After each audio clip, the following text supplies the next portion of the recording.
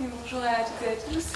Donc le but de ma présentation, c'est de vous parler de cette réforme, ou en tout cas du projet de loi et de son étude d'impact en termes d'égalité ou d'inégalité femmes-hommes.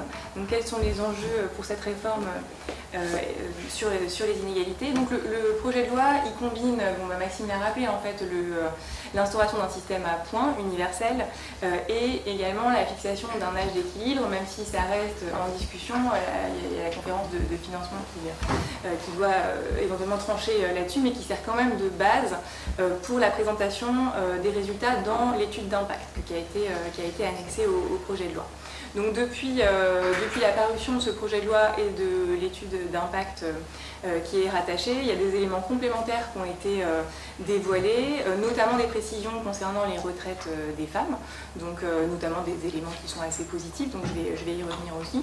Mais bon, donc dans l'ensemble, les femmes ont été présentées comme faisant partie des gagnants, des grandes gagnantes de la réforme par le gouvernement, notamment à travers une meilleure prise en compte des carrières morcelées. Et comme on sait effectivement que les carrières des femmes sont plus morcelées, plus hachées, on pouvait s'attendre à ce que ce système amène des meilleurs résultats pour les femmes. Donc qu'est-ce qu'il en est finalement si on regarde, enfin, déjà quand on parle de la retraite en fait, des femmes et des hommes et que on essaye de voir ce qui se passe, on se rend compte que la retraite, c'est un espèce de miroir grossissant de toutes les choses qui se sont accumulées, notamment toutes les inégalités qui ont pu s'accumuler tout au long de la carrière professionnelle. Donc les inégalités en termes d'accès à l'emploi, en termes de temps de travail, en termes d'accès à des contrats plus ou moins courts, en termes de salaire évidemment. Et donc du coup, quand on regarde les effets sur les retraites de droit direct, c'est-à-dire en gros celles qui sont directement liées au fait d'avoir cotisé soi-même sur certains trimestres, sont inférieures d'environ 40% pour les femmes par rapport aux hommes. Donc cette inégalité, elle est en partie réduite par les mécanismes de solidarité qui ont été évoqués déjà par Maxime, c'est-à-dire que c'est ce qu'on appelle les droits indirects qui peuvent être liés à la maternité, donc les trimestres accordés pour enfants, ou les pensions de réversion qui peuvent être accordées aux veufs et aux veuves notamment. Et donc quand on prend en compte ces mécanismes-là, on réduit l'écart des retraites entre les femmes et les hommes à peu près 26%. Donc les retraites moyennes ne sont quand même pas extrêmement élevées, 1 300 € à peu près pour les femmes et 1 800 € pour les hommes. Dans l'étude d'impact qui a été annexée au projet de loi, je dirais que le principal problème de cette étude d'impact, quand on essaye d'analyser l'effet de la réforme, les effets potentiels de la réforme sur les femmes, c'est qu'on manque en fait énormément d'éléments, on manque de chiffres pour pouvoir justement juger de cet impact, pour comprendre les effets potentiels de la réforme sur les femmes. Donc, en particulier, ce qui était assez flagrant dans cette étude d'impact, c'est que les cas types qui ont été proposés pour essayer de comprendre quels allaient être les effets de la réforme sur les retraités, donc il y avait 6 cas types qui étaient proposés pour le secteur privé, dans 5 de ces 6 cas, c'était des carrières complètes. Donc pour vous donner des exemples, il y avait des carrières ascendantes, très ascendantes, un SMIC toute la carrière, ou à temps complet, ou un SMIC à 80% toute la carrière, voilà, des cas types comme ça. Mais sur ces 6 cas types, il y en avait 5 qui correspondaient donc à des carrières complètes. Or on sait qu'il y a 40% des femmes qui n'ont pas de carrière complète. Et il y avait une volonté quand même justement de montrer quel pouvait être l'effet de la réforme sur des carrières plus heurtées. Mais le cas type qui correspondait à la carrière heurtée qui a été choisi, c'est le cas type de quelqu'un qui en gros travaille à temps plein jusqu'à 42 ans, tombe au chômage à ce moment-là, et d'abord dans un chômage indemnisé, puis tombe au chômage non indemnisé, puis qui devient finalement inactif jusqu'à la liquidation de sa retraite. Et en fait, quand on pense à cette trajectoire, donc qui était la seule trajectoire heurtée qui était proposée, c'est plutôt une trajectoire typiquement masculine, parce qu'en fait, on pense plutôt peut-être à un cas d'un salarié qui travaille dans le secteur industriel, qui à un moment se retrouve effectivement licencié et qui ne parvient pas à se reconvertir et qui du coup se retrouve au chômage puis en inactivité jusqu'à la retraite. En tout cas, ça ne correspond pas du tout aux carrières heurtées auxquelles on peut penser pour les femmes, qui sont plutôt des carrières marquées par des interruptions d'activité au moment de naissance d'enfants, par des passages à temps partiel plus ou moins transitoires, et qui sont donc très mal représentés dans ces cas types. Un autre problème fondamental pour juger de l'effet potentiel de la réforme sur le cas des femmes, c'est le fait que les CATIP n'ont pas d'enfants. Donc en France, il y a presque 90% des gens qui ont des enfants, et donc les hommes également bien sûr, simplement comme on sait que les enfants ont beaucoup plus d'effets sur les carrières des femmes que sur celles des hommes, c'est beaucoup plus gênant de ne pas les avoir pris en compte dans l'étude d'impact pour juger de l'effet de la réforme sur les femmes que sur les hommes. Voilà, cette non prise en compte des enfants est particulièrement problématique quand on sait que c'est précisément au moment des naissances que les trajectoires professionnelles des hommes et des femmes commencent à se différencier encore plus, et c'est notamment en lien avec le fait que les femmes assurent à peu près encore 70% du travail domestique et parental, et que ça bouge relativement peu. Donc les carrières des femmes, à quoi ressemblent-elles? On dispose quand même d'éléments, notamment de travaux en éco ou en sociaux, qui donnent des éléments sur les situations comparées d'emploi des femmes et des hommes, mais aussi sur les trajectoires. Il y a beaucoup de travaux qui sont faits comme ça pour essayer d'identifier les trajectoires types. Et ces travaux, du coup, n'ont pas été mobilisés pour justement essayer de dessiner des cas types qui auraient mieux correspondu aux situations des femmes. Ce qui aurait aussi été nécessaire, c'est d'avoir en tête un ordre de grandeur du nombre de personnes dont la situation se reflète dans chaque cas type, parce que si finalement on est sur un cas type qui représente 0,1% de la population, bon, bah, c'est pas extrêmement informatif. Donc ça aurait été aussi utile d'avoir des ordres de grandeur. Juste un petit graphique pour justement illustrer, même si vous le savez certainement, que les situations d'emploi justement des hommes et des femmes sont extrêmement différentes et que ces situations justement changent énormément au moment des naissances d'enfants.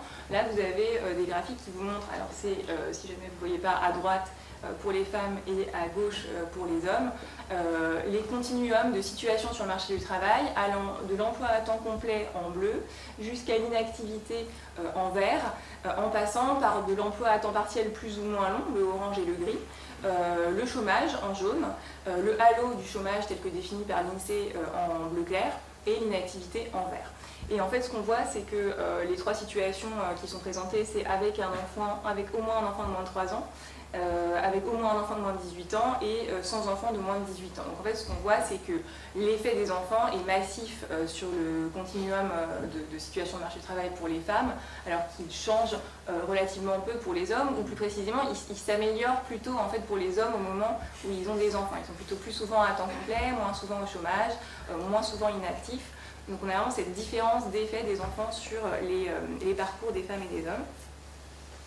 Alors, à partir de là, c'est juste un point quand même sur l'étude d'impact, justement cet oubli un peu d'avoir pris en compte des cas types qui représentent plus les trajectoires féminines. Je pense qu'on peut faire le lien plus globalement avec la tendance qu'il peut y avoir à analyser les politiques publiques avec des indicateurs qui sont apparemment neutres, mais qui en fait peuvent invisibiliser les effets sur les femmes. Donc il y a des travaux qui montrent ça, et là on se retrouve un peu dans cette situation. Et puis par ailleurs, ce qui est aussi relativement surprenant dans la manière dont ça s'est passé au moment de la publication de l'étude d'impact, c'est que les cas types, bien justement qu'imparfaitement adaptés à la situation des femmes, avaient toutefois été appliqués à des situations de femmes avec 2 enfants. Et en fait, ces cas types ont disparu de la version finale de l'étude d'impact. Donc il y a eu une fuite dans le Parisien, donc on a quand même vu un peu les effets qu'on trouvait dans ces cas-là. Et il y avait effectivement 4 cas sur 6 qui étaient défavorables, malgré une hypothèse de carrière complète, donc on va voir qu'elle est importante pour pouvoir avoir des pensions un peu plus élevées. Et si bien que, vraisemblablement, le gouvernement a décidé de les enlever de l'étude d'impact. Donc c'est ça qui fait qu'on se retrouve avec une étude d'impact sans femmes et sans enfants. Alors du coup, partant de là, vous l'avez compris, on manque d'éléments, c'est quand même un point important, on manque beaucoup d'éléments pour pouvoir juger justement l'effet de la réforme sur les femmes. Par contre, on peut faire quelques conjectures en reprenant les grands principes de la réforme. Donc le premier grand principe, c'est qu'on prend en compte donc, toute la carrière pour le calcul de la pension.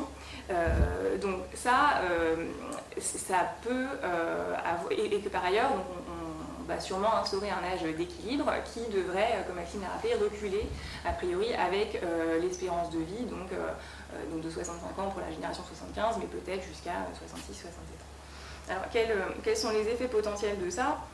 a priori, pour les femmes qui ont des carrières plus heurtées, le fait de prendre que les 25 meilleures années dans le privé, ça permettait en fait d'enlever d'une certaine manière l'effet des mauvaises années. Donc ça, a priori, c'est pas extrêmement favorable pour le calcul des pensions pour les femmes. Même si effectivement il y a des choses qui permettent de mieux prendre en compte certaines années. Donc, en fait, ce qui est compliqué, c'est de faire la comparaison entre les deux, puisque justement on manque de chiffres. Il y a des choses il y a des années qui vont mieux être prises en compte, notamment par exemple des années de temps partiel, etc.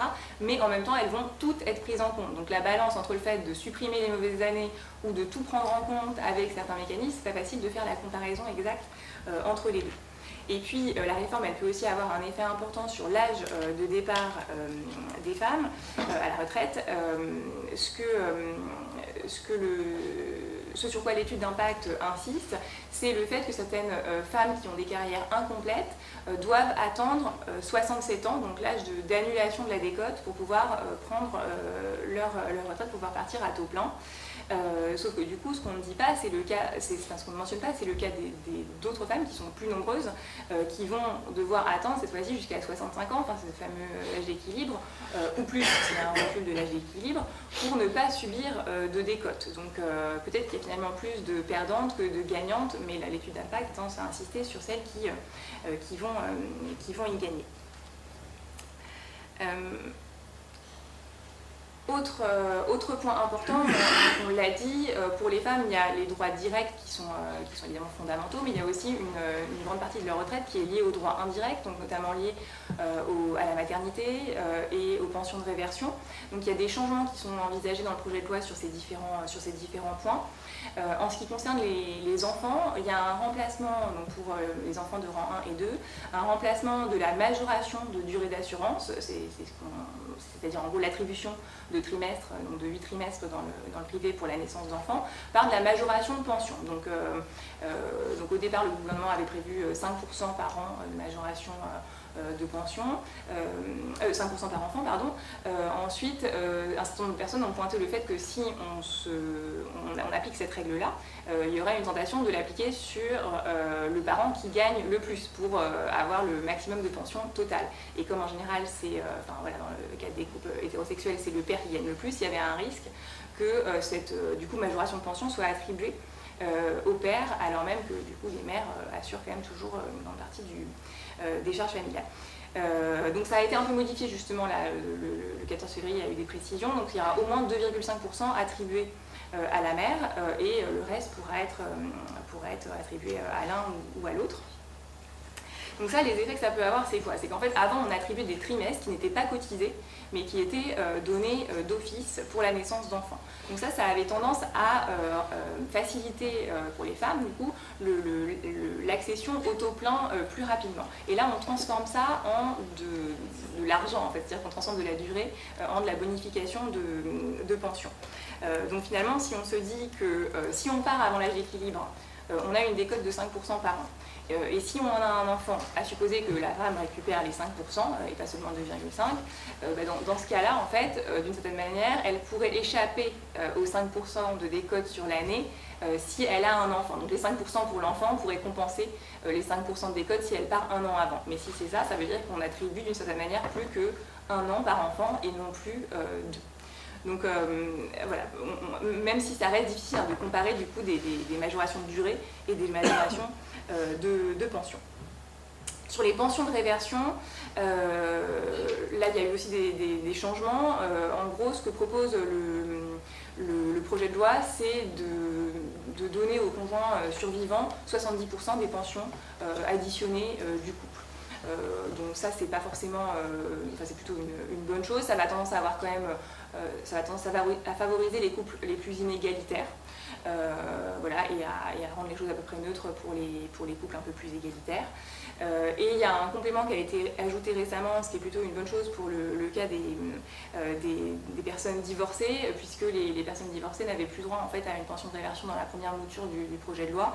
Et là, il y a un deuxième droit s'ouvrirait pour les ex-conjoints en fonction de la durée de mariage.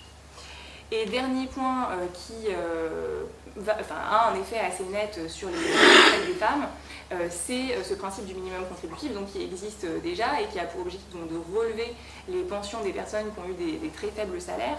En revanche, il faut quand même avoir en tête que ce minimum contributif, il s'applique seulement pour les carrières complètes et il s'applique à partir de l'âge d'équilibre.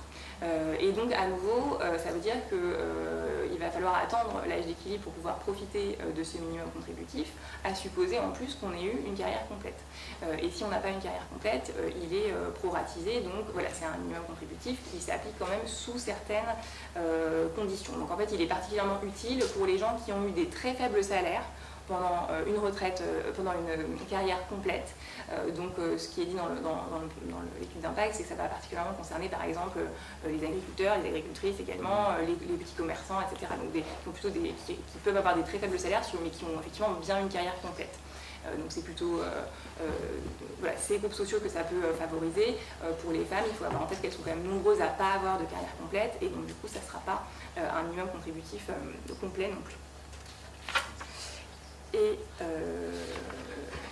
je vais un peu plus vite sur deux derniers éléments. La pénibilité, on en a quand même pas mal parlé parce que, comme vous le savez peut-être, il y a des critères de pénibilité qui ont été supprimés du compte. Donc parmi les critères de pénibilité supprimés, certains peuvent concerner particulièrement les femmes, donc et notamment dans un métier en croissance, donc tous les métiers du care, le port de charges lourdes, donc les charges lourdes étant dans ce cas plutôt des personnes âgées ou des personnes malades, mais aussi les risques chimiques. Donc parmi les 4 critères qui ont été supprimés, il y en a 2 qui pourraient quand même concerner des secteurs où les femmes sont très présentes et des secteurs qui sont en croissance. Ce qu'on constate également, c'est que les critères de pénibilité sont pour l'instant assez restrictifs, ils ne concernent que 3% des salariés du privé et bénéficient à 75% aux hommes. Donc ça repose à nouveau cette question de comment on trouve des indicateurs et on forge des politiques publiques qui permettent de bien prendre en compte les situations qui sont pour l'instant pas tout à fait identiques encore entre les situations d'emploi des hommes et les situations d'emploi des femmes, et les situations de travail aussi, puisque là en l'occurrence dans les métiers féminins, il y a un certain nombre de pénibilités qui sont d'ordre un petit peu différent et qui peuvent être quand même mesurées. Il y a notamment en France l'enquête SUMER, qui est réalisée par des médecins du travail, qui permet de pointer assez finement quels peuvent être les critères de pénibilité. Et par exemple pour les femmes, on voit que le job strain, donc l'idée qu'on a une demande forte mais assez peu de latitude décisionnelle pour pouvoir répondre à cette demande, il est beaucoup plus présent dans les métiers féminins. Donc ça pose la question de l'adaptation des critères de pénibilité aux pénibilités des métiers plus féminins. Et puis il y a une autre source d'inquiétude, c'est la suppression de certains dispositifs de départ anticipés, notamment dans le secteur de la santé, où les femmes sont surreprésentées. Et donc on peut se poser la question de la soutenabilité du travail après un certain âge pour ces femmes dans ces métiers-là. Et dernier point sur les fonctionnaires, il y a d'ailleurs un lien évidemment sur le secteur de la santé. On sait que les femmes sont surreprésentées dans la fonction publique et notamment à l'éducation nationale. Et donc là, l'impact de la réforme va dépendre de revalorisations salariales, mais qui sont encore pour l'instant relativement hypothétiques, en particulier compte tenu de l'avis qu'a rendu le Conseil d'État récemment, de la prise en compte de la pénibilité, donc là notamment dans le secteur de la santé, comme je le disais juste avant, avec la suppression des catégories dites actives qui pouvaient avant partir plus tôt en retraite, et des taux de prime en fin de carrière, donc ça a été aussi évoqué dans la présentation de Maxime, qui sont extrêmement variables et qui sont plus faibles, ces taux de prime, pour les femmes dans la fonction publique. Voilà, je vous remercie de votre attention.